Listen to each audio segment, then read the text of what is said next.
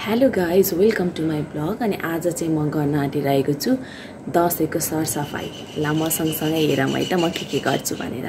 By. मलाई चाहिँ दसैँ आएपछि घर सरसफाई नगरी सबै घरमा भरको तन्नाहरू पर्दाहरू नधोइकिन मलाई चाहिँ दसैँ आएवाला फिलै हुँदैन। अनि मैले चाहिँ यसपालि चाहिँ एक दिनमै म सब काम सक्छु भनेर बिहानै 5 बजेदेखि स्टार्ट गरेको थिएँ र मैले 3-4 बजेसम्म होल घरै सकेको पनि त्यो सफा गरेर। मलाई मात्रै होइन धेरैजनालाई यस्तो हुन्छ र दसैँ र तिहारमा चाहिँ सरसफाईले नै गर्दाखेरि दसैँ तिहार आउँछ जस्तो फिल हुन्छ। अनि मैले चाहिँ सबै पर्दाहरू झिकेर सोफाहरूलाई छोपेँ सबै त्यो धुलो झर्छ भनेर।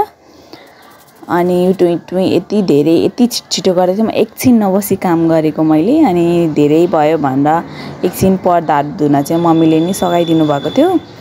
अनि सबै गरे आफ्नै सुरमा गर्दाखेरि रमाइलो हुन्छ गीत बजाउँदै गरिरहेको थिएँ। मैले चाहिँ धेरै दिन एक हप्ता लगाएर गरे पनि आफ्नै काम हो, एक दिन 2 दिनमै सके पनि आफ्नै काम हो भनेर मैले चाहिँ एक दिनमै यसपालि चाहिँ सकेको।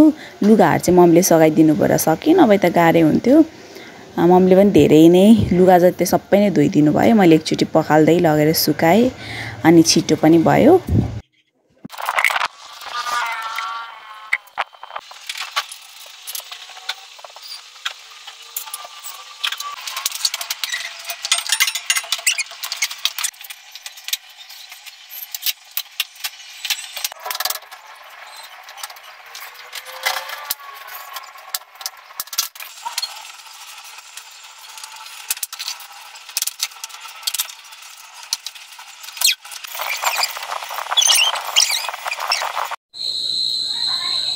मैले चाहिँ सबै काम सकेर तन्नाहरू पर्दाहरू पनि चेन्ज गरिसकेपछि फाइनल लुक चाहिँ यस्तो भयो भनेर म देखाउँदै थिएँ सबैतिरको। अनि यसरी नै मेरो दसैँको सरसफाई चाहिँ सक्यो।